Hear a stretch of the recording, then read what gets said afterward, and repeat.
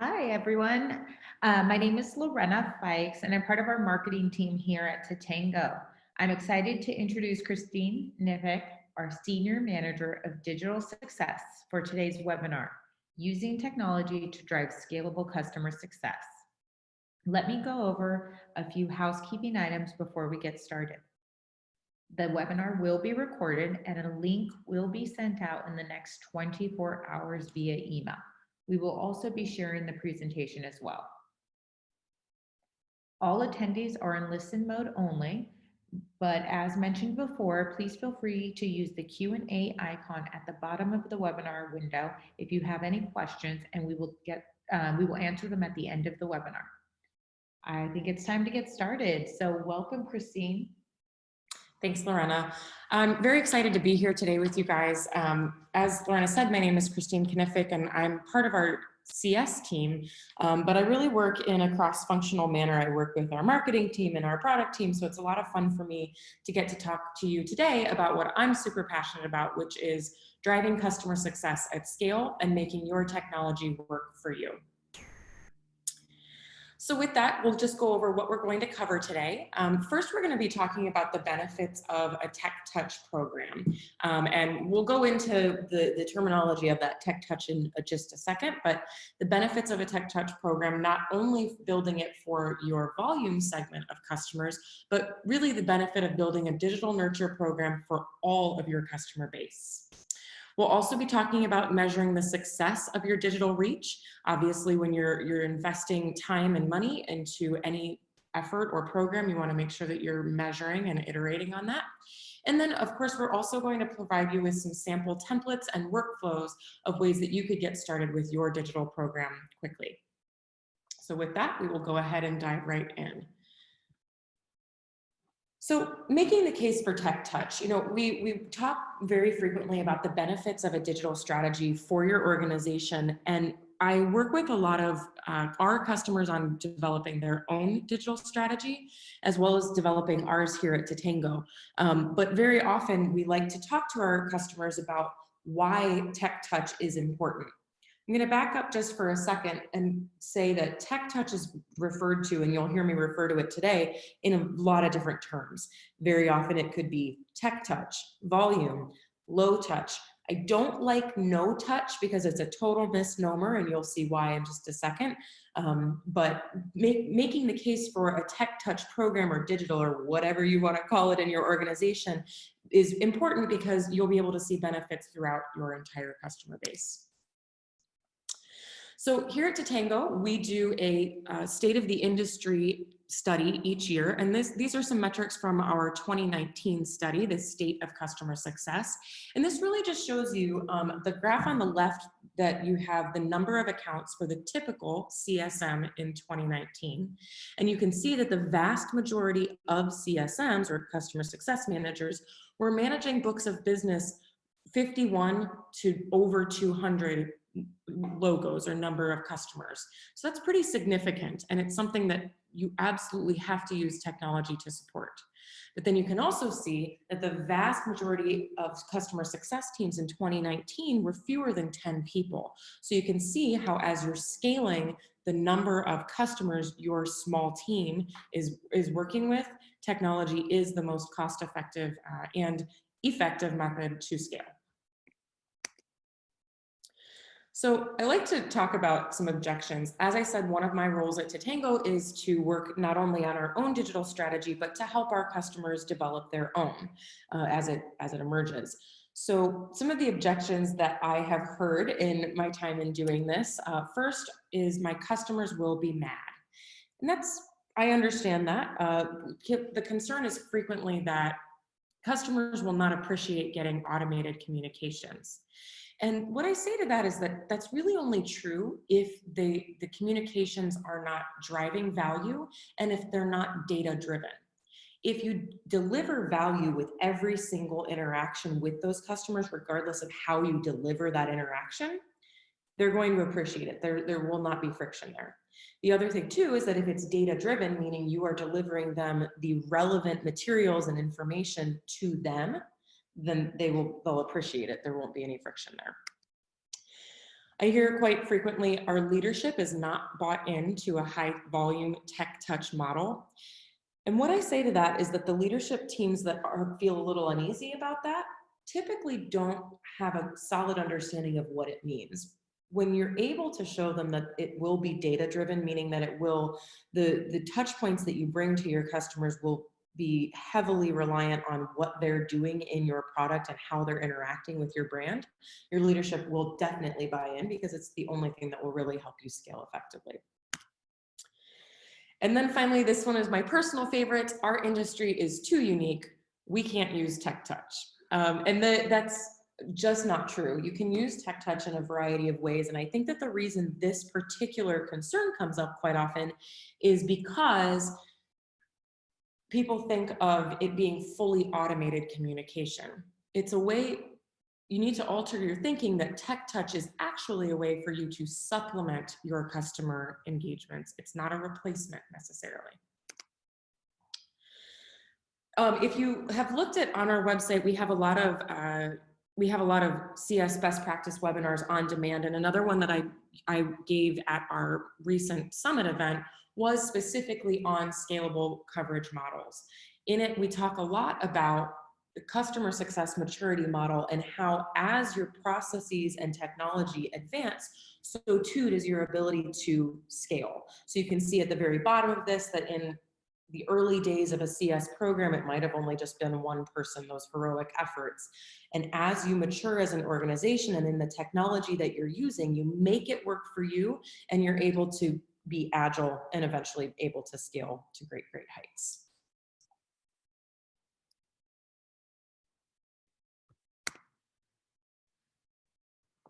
So next, we're going to be talking about creating that strategy to benefit everyone. So I mentioned that a lot of times it's as a misnomer, we hear no touch, or we hear the idea that the digital strategy is only for that volume segment of customers. But what you'll see here is that we actually recommend that you use technology to work for you and for your entire customer portfolio. So your scalable coverage models, and this is not something that will be new to you most likely, but your customer segmentation should be designed with scalability and customer satisfaction in mind. And regardless of where that customer is within the coverage model, they will benefit from your digital programs. So this is something that we're, I think, pretty familiar with. It's your typical pyramid coverage model where we talk about at the very, very top, we have our strategic and premium customers, typically very high ARR threshold or otherwise strategic for certain reasons. And they will have a designated CSM with a very low ratio of customers. It's a very high touch situation. Then when we get into our medium touch band, these are our enterprise customers, our key business, and they still have a designated CSM most likely, but that ratio for their book of business is larger. And then finally, when we get to the bottom of the pyramid, we have the tech touch or volume segment. And these are our customers that have their primary method of engagement with us is digital engagement, but we have many, many other factors that go into that. What we like to say though, is that digital engagement is throughout that coverage model. We're going to talk a little bit about Totango's engagement strategy. We believe in using a holistic approach to drive value for your customers. And I mentioned that you have to drive value with every interaction. You cannot just simply reach out and say, hi, but you actually want to make sure that you are driving value and delivering them what they need so they always are continuously getting that value from your brand. So what we at Totango consider when we're thinking about a method of digital engagement is that we want it to fall into one of these three buckets. Enablement, are you providing timely educational materials to your customers? You're teaching them to fish. Does it fall into engagement? Are you giving them opportunities to learn and interact not only with your company, but with one another? Or does it fall into escalation? We strongly believe that while you are going to have a volume model and you're going to have a digital strategy, the need for some human interaction at some point will never go away. So you have to provide a scalable means to do it. So some of the things that we employ and the number one thing that we believe in is that your technology has to work for you.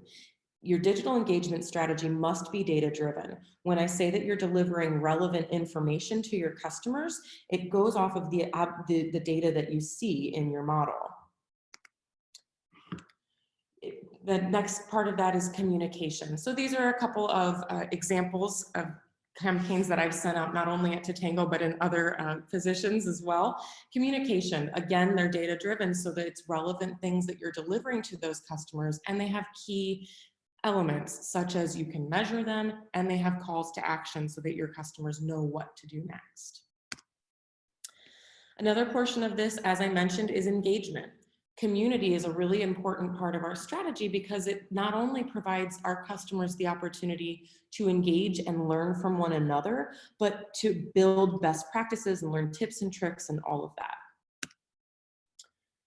We also consider events to be part of our digital engagement strategy. So we throw our team events, and Lorena can speak to that very well. We throw our summit events. We had our team event in September, and then we have another one coming up here in April. Thank you, Lorena. Lorena leads all of those, so it's I always refer to her for that. So our events are another way for our customers to engage with us, learn. They always go away with a lot of learnings from everyone. So that is absolutely part of our strategy. And then finally, advocacy. Our digital program drives our strategy for getting referenceable customers, understanding the pulse of our customers, their satisfaction, not only from an internal survey standpoint, but also from our crowdsource standpoint. So if you are familiar with sites like G2 Crowd or Mopinion or Trust Radius, that's a part of our strategy as well. But most importantly, you have to measure the success of your programs. If you're going to invest the time and energy and resources into developing a digital strategy, you need to be able to measure its effectiveness and then, of course, iterate quickly. So these are some of the measures of success that I like to consider when you're developing your program. And I put together this matrix because it falls into two categories in my mind. The success of your customers, how are you measuring them on an individual account basis, depending on your coverage model, of course. And then from a programmatic standpoint, how is our digital program working? Is it successful? Is it worth what we're pouring into it? And then we consider at the top line here, we have quantitative measures. Those are pretty easy. They're numbers. They're things that you can easily look at a threshold and say, this is good, this is bad, or somewhere in between. But you also have that qualitative pulse. And with a higher touch model, with something I think that is one of the main sources of fear for people sometimes, with a higher touch model, it's very easy for your CSM or your director or whomever's interacting with your customers to say, that was a great meeting, that went really well, or oof, that customer was not very happy with us today. But when you step away from that model and digital engagement becomes more of a component of your interaction with the customers, you want to make sure that you don't lose that qualitative perspective. So let's look at the success of your customers first. When you're talking about the success of your customers, the quantitative measures are pretty obvious. You'd be looking at usage of your products and services, feature adoption, AOV or average order volume and value, and then renewal rate. So those are pretty easy to quantify. When we talk about the qualitative success of your customers, then you're going to be thinking about their trends, not necessarily the number of new users added, but are they trending up? Are they continuing to add new users to your platform? Do they frequently submit support requests? This is one of my favorites because I often hear from customers, well, I don't want a lot of support requests, and that's actually not true. The volume of support requests, as long as the support interaction is good and helpful, means that they're interacting with your company and they're using your product. So you want them to be interacting. You don't want to think of that as a bad thing. Community participation is really important. And then one-to-many session attendance, whether it's events, webinars, workshops, or other ways that they can engage with you. Then from a programmatic standpoint, determining if your digital programs are working, you want to make sure that you're looking at the quantity. How many users are you reaching? How often are you communicating with them? How many workshops are you hosting? How many people? What's the trend of the community users? Is it going up? Are you adding new users to your community every week? Key feature adoption rates, of course, is critical, not only from an individual account, but overall, is my program helping our customer base adopt our features. And then renewal rate overall. If you have that volume segment of customers, you need to make sure that you keep them. Then from a qualitative standpoint, you want to be looking at the overall account health. How is that volume segment of customers doing versus just the account health of an individual customer?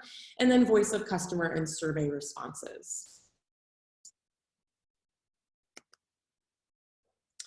So I've also put together some sample workflows and templates to scale customer success. One of the things that I like to mention is you have to have technology that works for you. So I'm going to go ahead and run one of our polls today. And I'd like to know from you, do you have technology in place today that facilitates data-driven communication with your customers? And we'll pause there for just a moment. While you're answering that poll, I will go ahead and say, and this is, I promise this is the only shameless plug I'm going to give, but here at Totango, we recently released our Forever Free Community Edition, as well as free trials that we offer in our platform. And these are ways for you if you're either evaluating or maybe just growing your program, these are ways for you to look at the CS platform and start to get your own digital strategy in place. So I encourage you to check that out. Awesome, so it looks like our poll is in, and about half have something in place today that drives data-driven communication with your customers, and half do not. So that's very interesting to see. All right, so let's take a look at some of those sample workflows. One of the ideas, and we will be using Totango terminology in this, but the idea for you to understand is that in these workflows that you would be putting in place, it's a push and pull and a harmonic cooperation between automated communications and the automation of success plays, or excuse me, I shouldn't say that, that's our term, are the automation of task assignment and getting your team involved at the right time. So, for example, when you're trying to accelerate onboarding with your customers, whether or not they have a designated individual or point of contact on your team, you want to first be able to identify how they're doing, their onboarding status, their targets, and their measures, and give your entire team visibility into that. Then and I should say, as Lorena mentioned, we will be sharing this with you, so don't feel like you have to copy it all down. Then you obviously want to be using that automation that plays nicely so that you can get those speed to results. For example, when a new customer, when your onboarding is marked as closed won in your technology, you want to alert the CSM that they need to take the first steps in getting that customer ready. So maybe they need to create a console, or they need to do some configuration before anything else can happen. Then next up, you want to communicate. And this is one of the things that when I'm working with customers, they very often say, I say, okay, what's the first thing you're going to do when you get a new customer? And they say, well, I'll send them a welcome email. That is awesome. Does it need to be different, or could you automate it? And usually the answer is, well, yeah, I use a template and I copy and paste it every time. So this is something that we recommend that you can, once the CSM potentially has completed the previous tasks in that previous column, you can then automatically update the status and send that welcome campaign or email with information very specific to the product they purchased and outlining next steps, identifying their customer point of contact, and so on. Then you can want to escalate and engage. I mentioned that these workflows are a harmonic relationship between automated communication and involvement with their points of contact. So first, you've got the drip style campaigns or emails that will automatically follow up with customers who don't hit their initial onboarding goals within the specified time period or whatever measures you've put in place. But then you have task assignment and intervention from your team. In Totango, that's a success play, but you have task assignment and intervention from your team that prompts them to follow up with maybe someone who's not hitting those goals, or maybe somebody who's ready to take that next step. And then finally, it's really, really important with especially with your digital segment of customers, but with all, to celebrate your successes. At Totango, that's something called a success beat, and it's a type of email campaign, but celebrating the successes of your customers, regardless of what platform you're using, will help them feel, one, that they've gotten that quick time to value, and two, help them recognize how using your product and interacting with your brand has changed their daily workflow. So that's one example of onboarding. And here, some of you, if you are customers of Totango, you've likely received something like this. This is a landscape style template. You can use data and merge tags to make sure that you're personalizing it. We recommend that you include video and other images to make it really engaging. And then finally, making sure that you are visually striking in general and have your full branding represent that. Next up, we have another one. I won't walk through all of these in as extreme detail we did in the previous one, but another example of this would be converting trial and freemium customers to your paid customer base. So you can see here that you want to identify and measure, of course. You'll have campaigns with multiple divergent paths based on industry, stated intent at the beginning of that freemium experience, company size, and more. Then in a little bit of a different pathway, you can actually use your automation that we've talked about to notify designated sales managers that maybe they might have somebody to talk to as a marketing qualified lead or something like that. So as you can see, then this will help you with converting your customers on. And as I mentioned, we'll share this with you so you don't have to feel like you have to copy it all down right now. So another example of that is that you can fully brand your experience for your customers to match what they would interact with your brand on the rest of the time that they're with you. This is our pretend company, Cloud Rumba, and this would be something that time is running out. So if you're doing a freemium or trial conversion like we talked about and the trial is up, you would want to make sure that you're reaching out and providing them next steps. And then finally, of course, I think something that we can all relate to is driving feature adoption. So driving feature adoption is really critical, obviously, with your customers, because if they are adopting the features in your product, they're going to be stickier and stay with you longer. So this is another way to do that. You can see again how the campaigns, automated communication, and then involvement from your team play nicely together.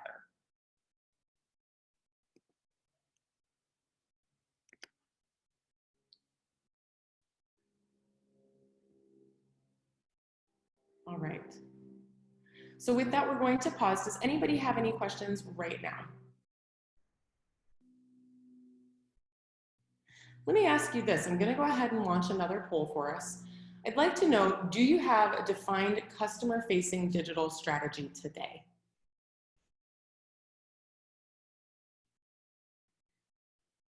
And I love seeing these poll numbers come in.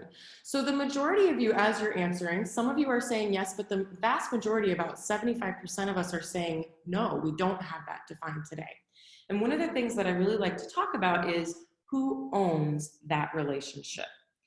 Here at Totango, my role is I technically sit in the CS team at a CS company, but I'm sitting with the team in marketing right now.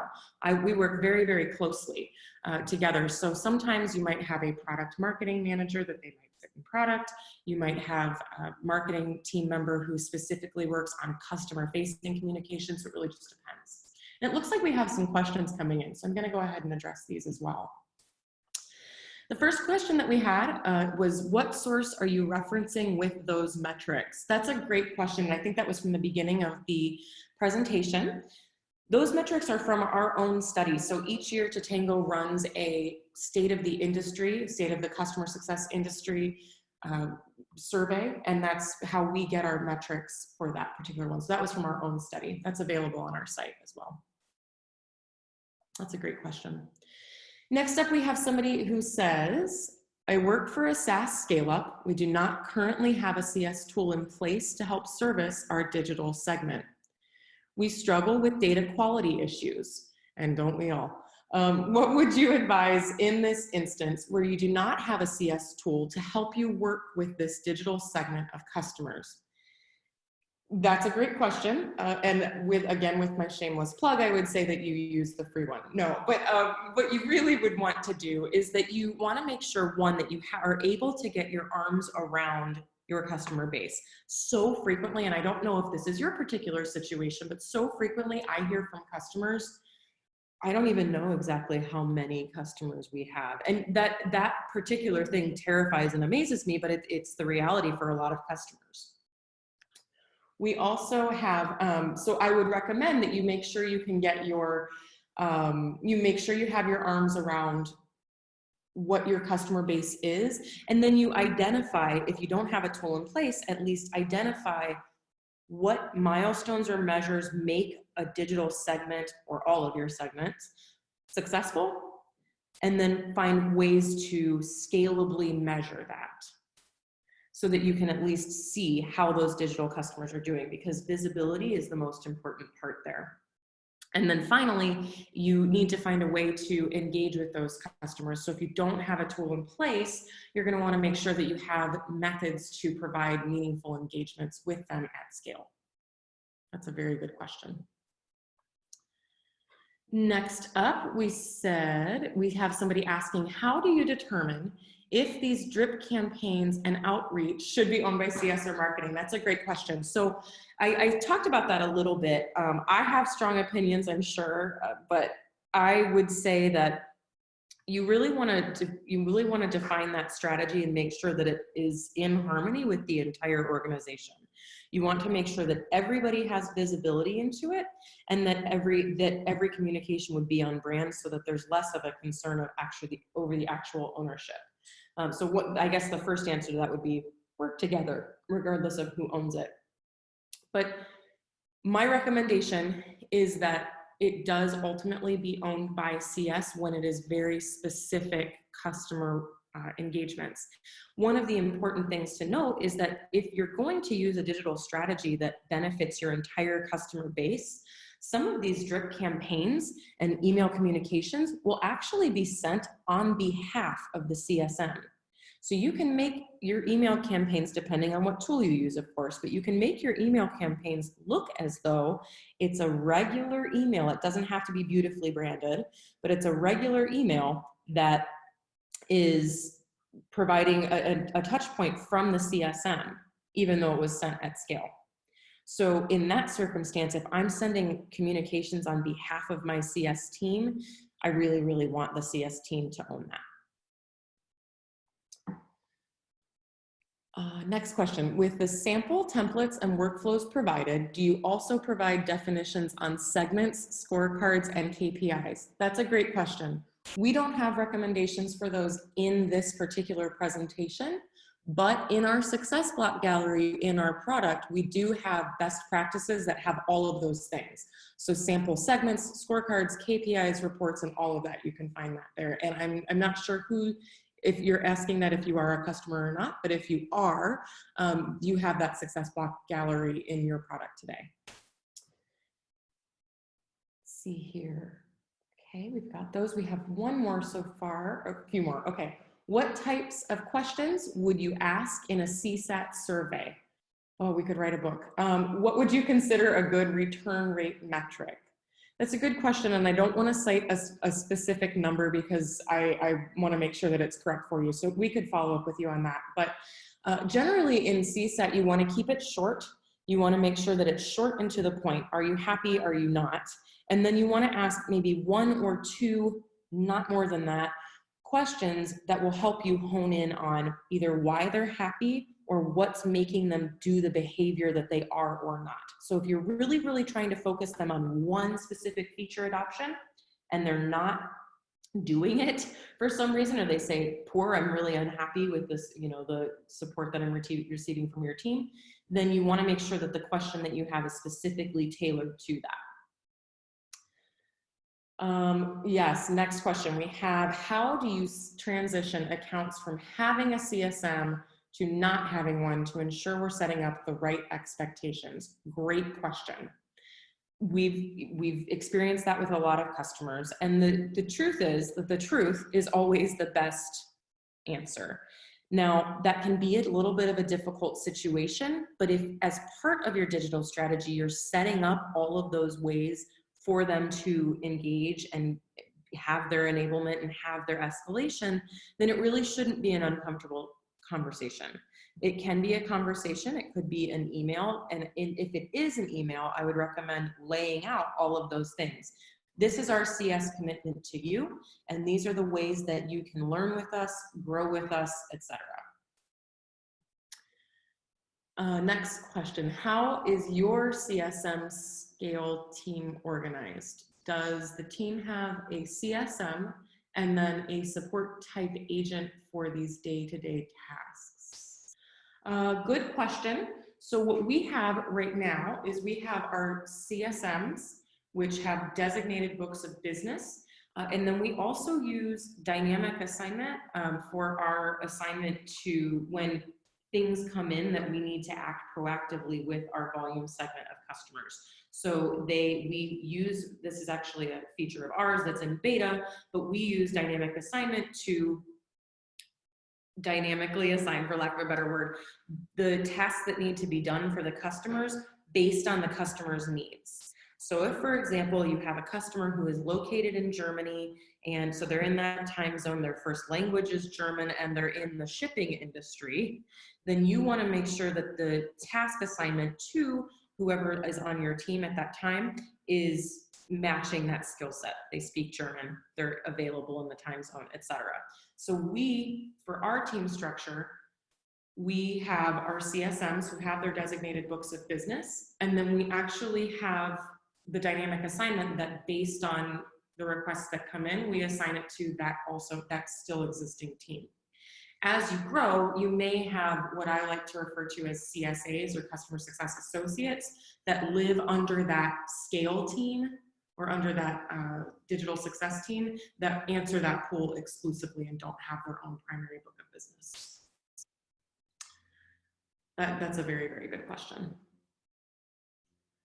And I think in our slide deck, I forgot to show you one thing, so I should back up on and say that. So in the one thing that I did mention is that when you're using your campaign style, one of the things that you want to consider is that not every email has to be beautiful and has to look like it came from your lovely marketing team.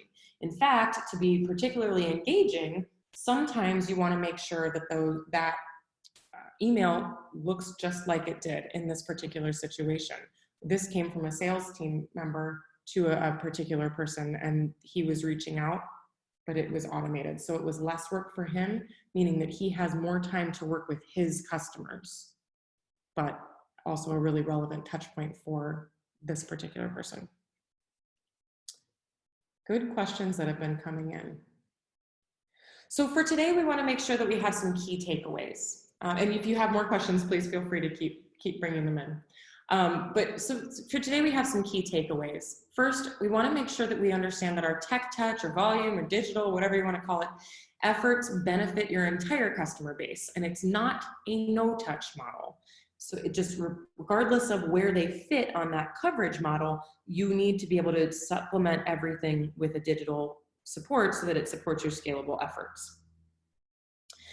Also, that your programs should be holistic. Very, very often I hear that digital success or tech touch equals email, and that's simply not the case because you need to think about those three buckets of engagement: enablement, engagement, or escalation. So it's more than just emails. So you really want to make sure that your program is designed to be holistic.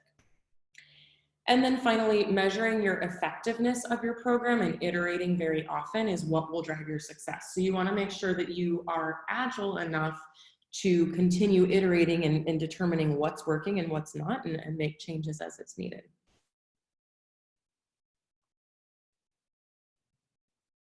All right. I think we're ready. I know that you guys all had a lot of engaging questions, and we really appreciate everybody being so involved. Yeah, you know what, actually, sorry, we have one last one, and since we do have time, we'll bring it in, sorry. It's okay. So this last one that we had is drip campaign and email versus human interaction. Are there non-negotiable for human interaction? I'm actually not sure I totally understand the question on that, but what I interpret that to be is that we want to make sure that the engagement and the way that the drip communication and email and human interaction plays together, you want to make sure that they support each other and don't conflict. So very often I'm in very close communication with the rest of my CS team to make sure that if I'm sending something on behalf of them or not, if I'm communicating with their customers, that they understand exactly what's going out so they can supplement it rather than colliding. I'm not sure if that's quite what your question was, but. And hopefully, I think a lot of it's also looking at when you mentioned the comparison of doing marketing beautified emails and the balance of doing, you know, individual personalized emails, but they still come from drip campaigns. I know for event purposes, we use both campaigns. Totally. And we see such a difference in, you know, having them work together with one another rather than just selecting one avenue. So I definitely think it just depends on what you're looking for in your communication and what makes sense, and kind of going in between both different formats for different things. That's a really good point, Lorena. So thank you, Christine. This was really engaging. I appreciate all of the questions that were asked. I think that's really important to us in the webinars that we create, is really providing you with content and information, and also giving you that engagement so that you get the answers to help you when you go back to work and applying some of these new strategies that you've learned today. We just wanted to remind you that our goal is to have monthly webinars, so please be on the lookout for our upcoming webinar in March. Follow us on LinkedIn, and that's where you'll get more information. And thank you again for joining us. We look forward to having you at our next webinar. Awesome. Thanks for having me, you guys. And thanks for joining us, everybody.